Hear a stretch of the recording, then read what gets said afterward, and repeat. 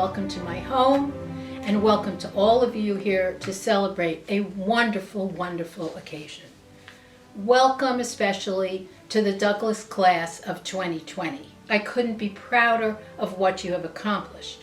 You've achieved the dream of a college education and emerged as strong and powerful Douglas women. And to our first generation students, wow, you have marked new ground, opened new opportunities for yourselves, your families, and communities. Bravo. Welcome also to those of you who have supported our graduates. Today is an achievement for you too. Parents, grandparents, siblings, friends, loved ones. This is your day too. Graduates, please give your loved ones a hug, a high five, a virtual thumbs up, whatever you can do to send them your gratitude. I'd like to welcome two very important guests today, Deisha Dyer, who serves as your keynote graduation speaker and has an illustrious career, which you'll hear about. Of note, most publicly, she served as the White House Social Secretary under President Obama. Deisha, thank you for joining us today. I'd also like to welcome Chancellor Christopher Malloy. He is the Chancellor of Rutgers, New Brunswick, as an avid supporter of women's education and Douglas. So thank you, Chancellor Malloy, for being with us today. So, never imagined in a million years we would be celebrating with you virtually. I didn't anticipate it, and it's obviously not our first choice. But the more I thought about it, the more I thought, we really don't need to be marching as much as I would like to. We don't really need the pomp and circumstance. What we need to be doing and what we want to do is celebrate you, our graduates. But how do we do that? What we've done at Douglas is brought our beautiful community together. The ceremony, no matter how it takes place, is a representation of our wishes for you, our pride, and our confidence in your future. And it is a representation of your achievement. None of this is diminished because we're meeting across the web. Today is no less powerful a ceremony.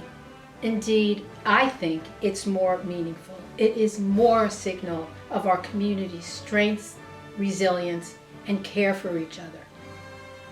So let's take a moment, thank technology, thank everyone behind the scenes who made this possible, thank our staff at Douglas, and thank all of you for joining us in our virtual community ceremony. You have faced illness among your loved ones. You have watched as family members lost their jobs. You have had a tough time meeting your tuition. I appreciate that you've reached out to the college as you face these crises. We are here for you, and we were here for you.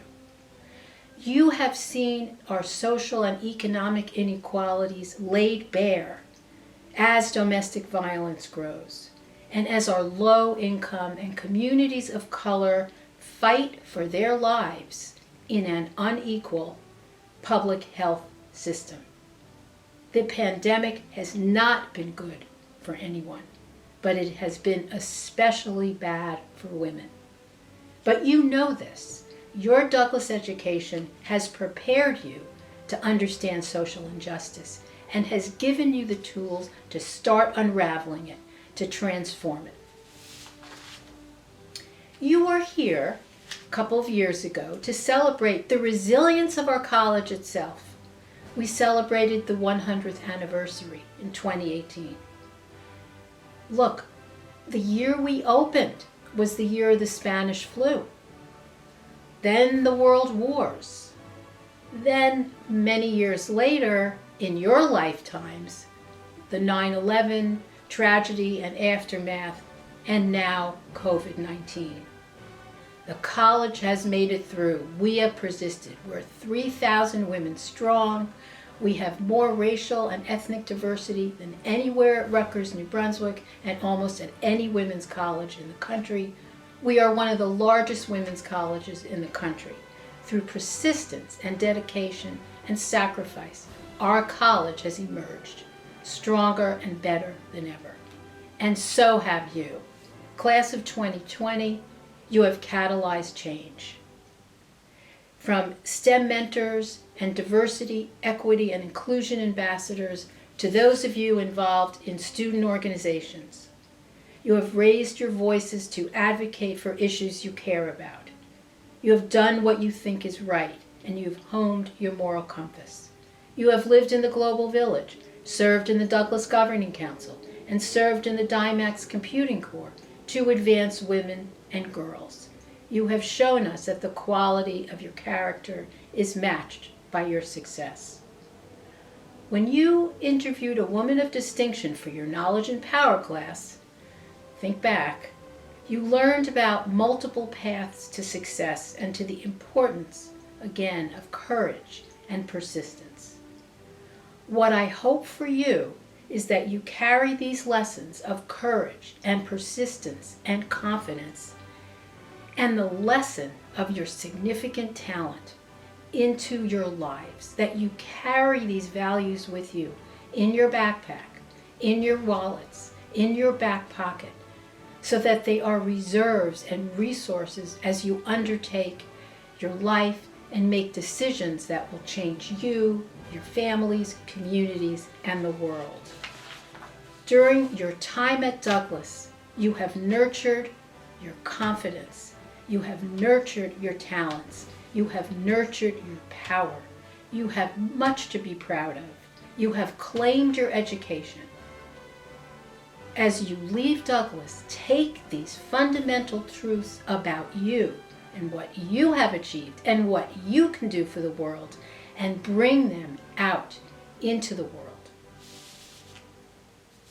Since we met at the beginning of your college careers at the ice cream social at my house downstairs in my backyard, which is right down there, I have been privileged to serve as your dean and to watch you flourish and teach me as you become very wonderful and generous Douglas women.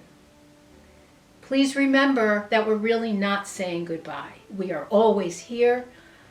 The college will always be a resource to you, and I can tell you, just as you have relied on our alumni for scholarships, for mentoring, for externship sites, or as speakers, you, I hope, will come back and do the same for our students. We need you as role models and mentors, and I really look forward to hearing both your early careers and hearing about you later on, that you have come back and you have embraced your role at Douglas.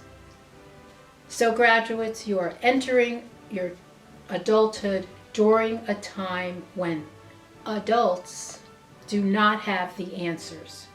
You will guide our futures, and believe me, the world needs you. Congratulations. Have a wonderful celebration today with lots of love from Douglas College.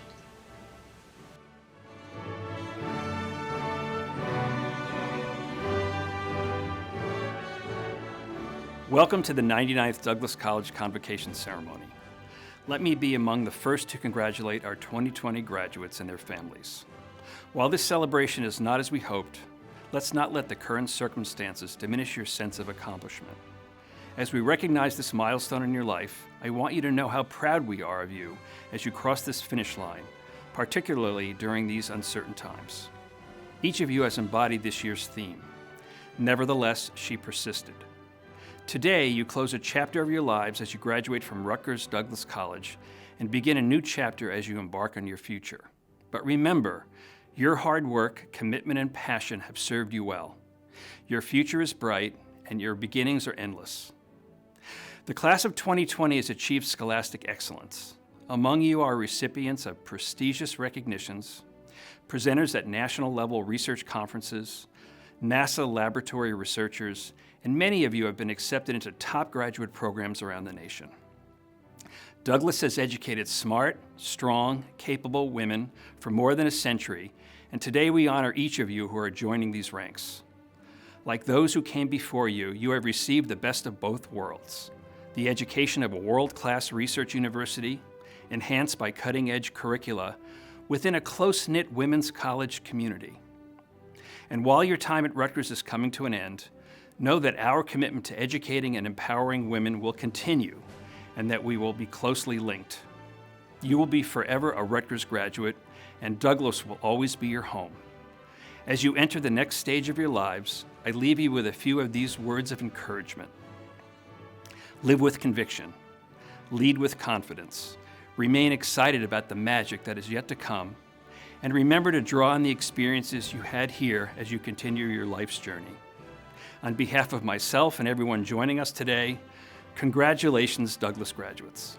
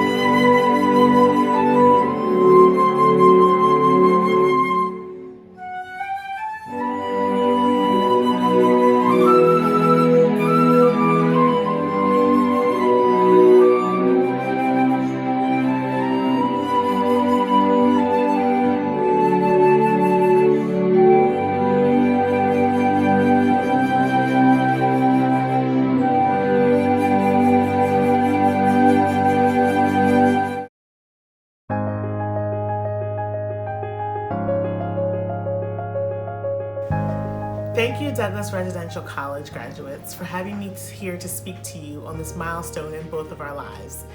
You are finishing college, and I am giving a commencement virtually from my studio apartment here in New York City. First, let me say congratulations to you. Throughout my journey, you will hear the constant theme of self-doubt and imposter syndrome. I imagine many of you have those feelings as well, professionally and personally. I remember feeling like I didn't deserve so many things that I rightfully earned, like a top White House job. I realized that many of these feelings came from sometimes being the only woman and only Black person in a room. I realized I let the insecurities of others and their isms affect how I view myself.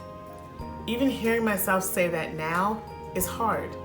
It's hard that I lived in a bubble for that long of other people's approval. I'm hoping that it doesn't take you 42 years to realize that everything good that has happened to you has happened because you deserve it and you did it yourself. So I'm going to tell you a little bit about me. I was 17 when I went to college for the first time. I went, but I really wasn't really feeling college. It was not something that was in my family.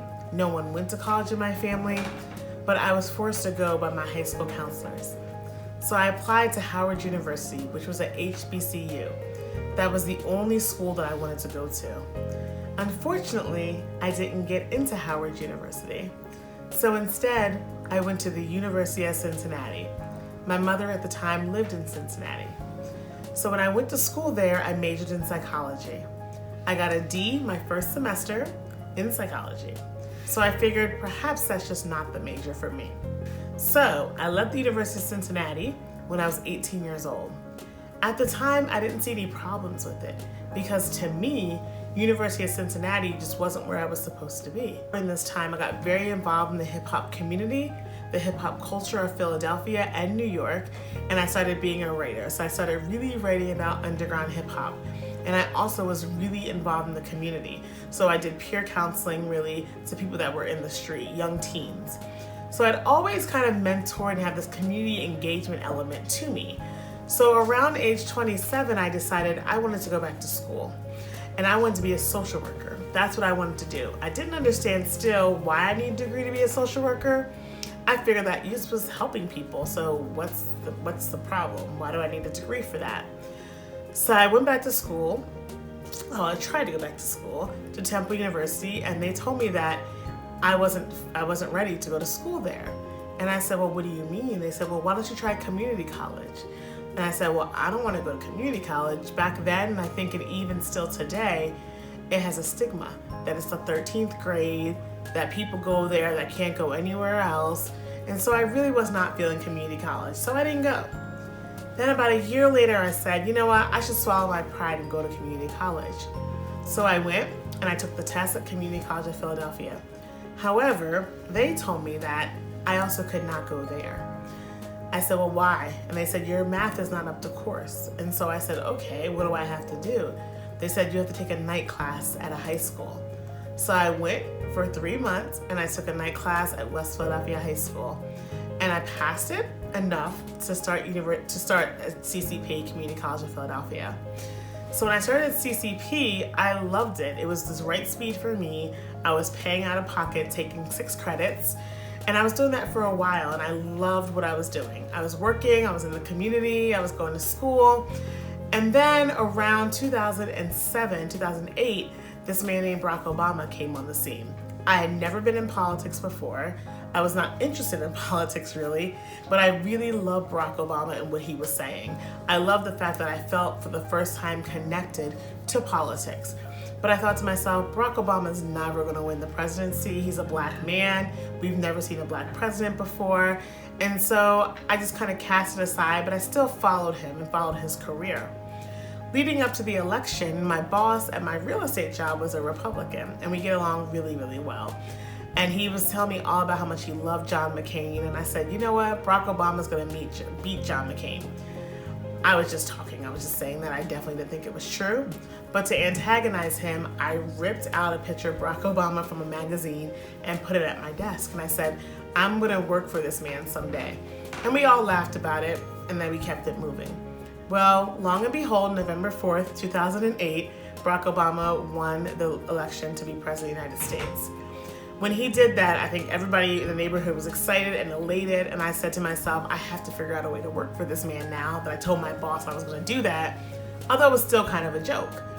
So then I got an application for a White House internship, and the application said, you know, Deisha, please pass this on to the young girls you mentor. I got it through like a listserv. And I looked at it and I said, well, maybe I can try to be an intern. But I was 31 years old, in community college, no money, no connections, but they didn't say anything about that. What they said was, you have to be in college, you have to write some essays, you have to do an interview and send in your resume. And I was like, well, I could do that. So I did that the summer of 2009. And then I got a phone call for an interview that same month. And I thought the interview went great, but I was like, I probably didn't get it. I'm not even gonna think about it. But then to my surprise, I did get the internship. So I got the internship for the fall of 2009. I moved to DC for 3 months, didn't know anybody, tried to get a job to help me pay for housing because it was an unpaid internship. And I was in a department of scheduling in advance, which basically did all the president and first lady's schedule and travel. It was a wonderful experience. I loved it. But I said, that's all I need. I don't need to do anything else for President Obama. I worked for him great. But then when I got back home to Philadelphia to my job, I didn't feel the same. For the first time, I felt like I did something so great beyond myself that all of a sudden I had this new renewed confidence. So I went to go quit my job in Philadelphia, which was crazy because I didn't have another job. But I went to go quit the job.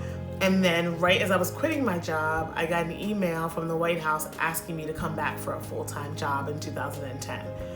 I told them, I don't have my college degree, I'm still in school. And they said, that's okay, you can still come back and have a job.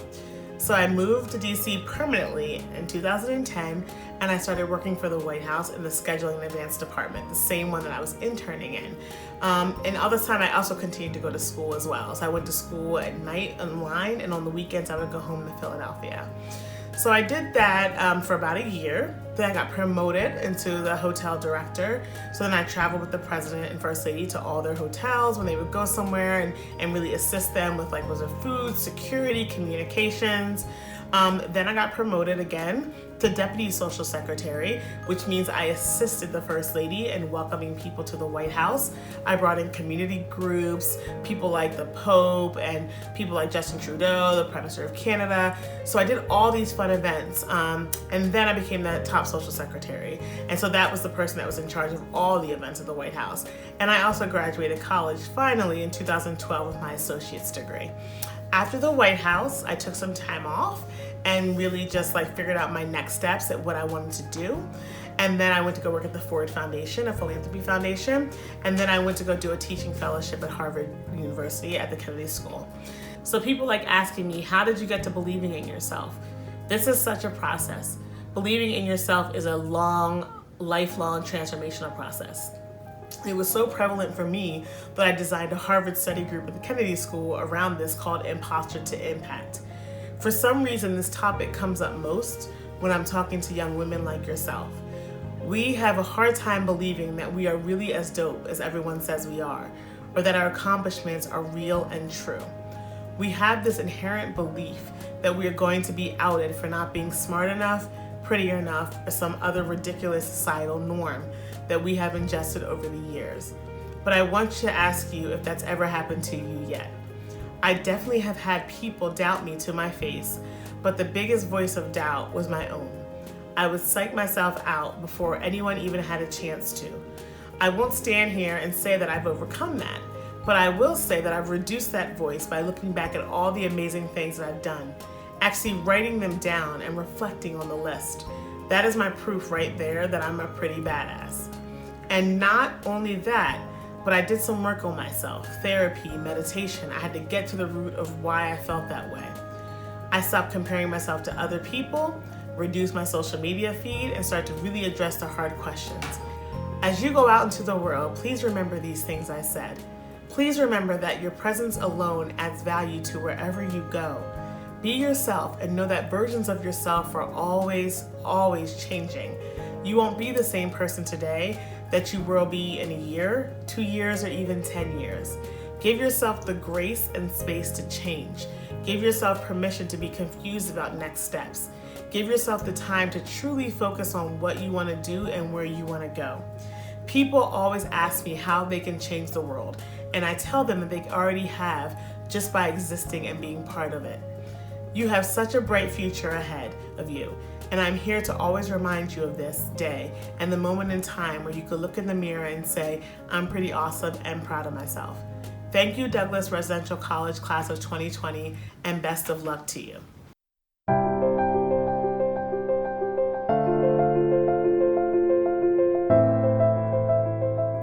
A little over 4 years ago, I made the decision to enroll at Rutgers University. 30 seconds after I hit submit on the form, I rushed my way through the portal to join Douglas Residential College. For some of us, Douglas was a key part of our decision to attend Rutgers. Others heard about DRC after making their college decision, and others yet joined after being at Rutgers for a semester, a year, or more. But regardless of when or why or how we joined Douglas, what we all have in common is the fact that we're sitting here today imagining ourselves gathered together on Antilles Field, commemorating a college experience highlighted by our involvement in DRC as we look to graduating as fierce Douglas women. Thank you so much to the deans, faculty, staff, and students of Douglas for giving me the honor of speaking on behalf of my peers to celebrate this incredible moment and the journey that has brought us all this far. And of course, a huge thank you to my family, friends, professors, and advisors who have helped me come this far, especially my parents and their immense sacrifices to give me all of the opportunities I've been so fortunate to have. Douglas has been such a central part of my college experience. So to stand here today and attempt to put into words the impact Douglas has had on me, on the woman I am today, is humbling. I first experienced that unique, deep sense of community during my very first semester of college, where many of you also may have first experienced it, during my Knowledge and Power course. Having a class of all women and gender non-conforming students was an empowering experience in and of itself. And it was a bit disorienting too. For the first time in my life, I was in a class where no one was just playing devil's advocate or restating the exact same thing that my female peer said 2 seconds ago. And that's to say nothing of the genuine curiosity, welcoming inclusivity, and powerful vulnerability. With the guidance of our inspiring and trailblazing professor, Dr. Cochran, we built a space that felt safe enough for each of us to engage sincerely, exploring intersectionality through our experiences and backgrounds, and even voicing stories of our own that we had never before said out loud. Devastating, powerful, and everything in between. Knowledge and Power has remained the most formative course I've taken in college throughout my entire time at Rutgers. That was the first time I truly experienced the power of Douglas women uplifting each other, and it's an experience that I would have plenty more of in the years to come. It's something that I have strived to pass on in my own communities. But one of the most critical lessons that I've learned during my time here at Rutgers is that we need to support ourselves before we can support others. A saying that I've heard a lot over the past 4 years is that you cannot pour from an empty cup, meaning we cannot give if we have nothing to give. And this applies to every single field, path, career each of us will embark on after today, not just those involving direct care for others. We need something in our cups to be able to have anything to pour. And it takes consistent work, consistent self-care to make sure that we don't hit the bottom of that cup, as I'm sure we all have in the past. There's a quote I love by Audre Lorde that I actually turned into a bulletin board one year. Lorde says, "Caring for myself is not self-indulgence. It is self-preservation. And that is an act of political warfare." Let that sit with you for a moment, because those are loaded words. Far too often, when we hear about self-care, we think about expensive massages or bubble baths. Far too often, we associate it with selfishness. But that's false. Self-care is not selfish, it is not a luxury, it is not self-indulgent. It is quite literally necessary to preserving and sustaining our existences. And as women, women of color, marginalized folk, our existence is resistance in a society under a president who tells us that we are less than, that the countries we come from are inferior, that our identities are not worthy. So protecting and sustaining our existence truly is political warfare. The sense of community amongst Douglas students is something truly special. The only words I can think of to describe and even begin to do justice to women genuinely uplifting other women are beautiful and revolutionary. And that's exactly what Douglas is: revolutionary. From its founding to its joining with Rutgers to its 100th anniversary that we were lucky enough to witness 2 years ago, Douglas is revolutionary. As an institution, and through the women and gender nonconforming students it embraces. Our world needs revolutionary, bold women like those of Douglas more than ever. Our country's democracy is at risk. The power of corporations is overriding the power of the people globally. And the existence of our world as we know it is facing the existential threat of climate change. To say nothing about the global pandemic that has further exposed our structural inequities and reshaped the world in dramatic, scary ways in just a few months. But despite the chaos, sadness, and anger at the suffering and injustices all around us, I remain hopeful. I remain hopeful, and that hope results from knowing all of you, and knowing that each of us will build communities like the ones we've built here at Douglas wherever we go next, through kindness, compassion, and a willingness to clasp each other's bracelets and cheer each other on as we take on the world. And I am optimistic about whatever challenges we face as individuals, as a country, as a world, that we will meet those challenges as the bold, brave, and brilliant Douglas women we are. Congratulations again to the class of 2020.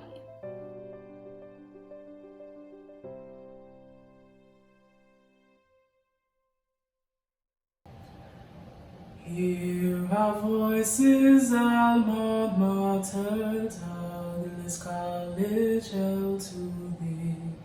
Hearts in song now join together in a pledge of fealty. Though our future paths may sever, thoughts of golden college days in our hearts will live forever as a constant song of praise.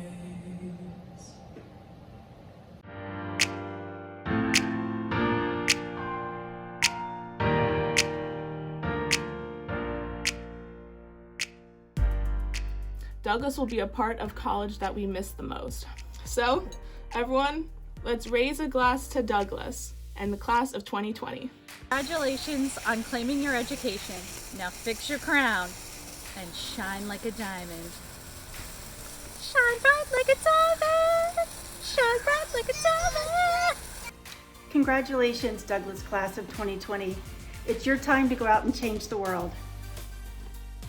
Congratulations from the Bold Center to DRC graduating class of 2020, our special quarantine crew. May your future shine bright. Dear Douglas women, you are strong, intelligent, and resourceful. You will be successful. I am so proud of the class of 2020, and you will never forget the year you graduated. Congratulations, Rutgers graduates.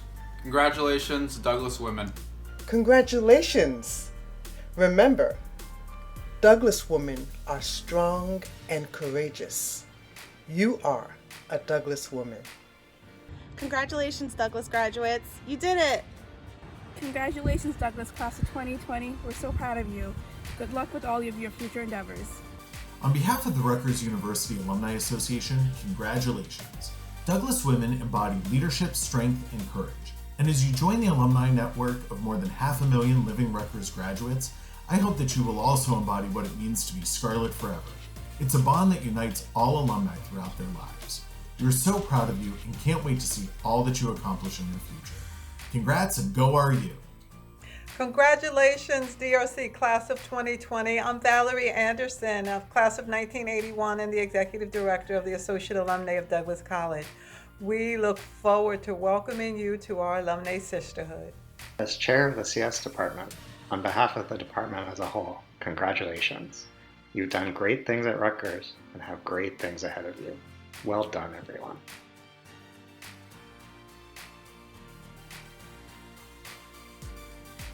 Congratulations to the class of 2020.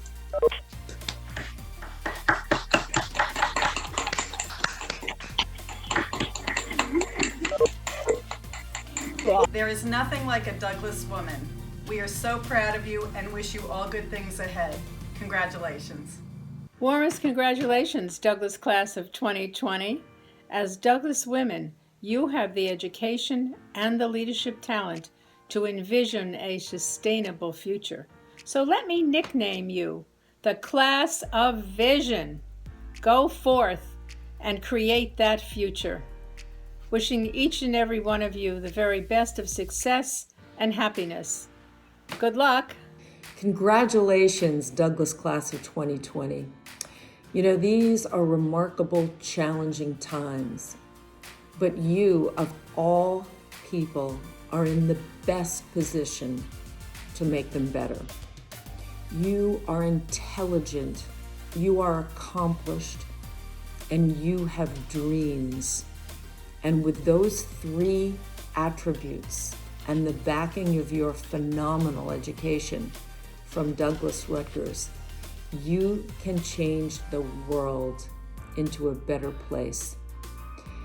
So be proud of what you've accomplished already and be excited and determined for what you will accomplish, not only for yourself, but for the world at large. I have 100% confidence in each and every one of you incredible women, and I'm so excited to learn what you're going to do. Enjoy it and give it your all. Congratulations and much love. Hi, my name is Kathy Guo, graduated from class of 2012. This is your big day. Congratulations, class of 2020. Please fully enjoy it, celebrate it with your loved ones. And we're so proud of you and grateful to call you Douglas sisters. We wish you the best of luck in the years to come.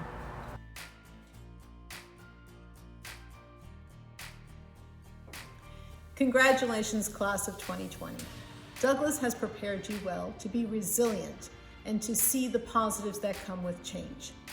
Rely on your inner strength when faced with the pivots life will offer, and seize new possibilities with a positive mindset and gratitude. Congratulations.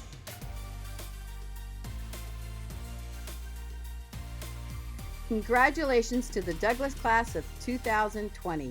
You did it. Best wishes from the Charlotte W. Newcomb Foundation.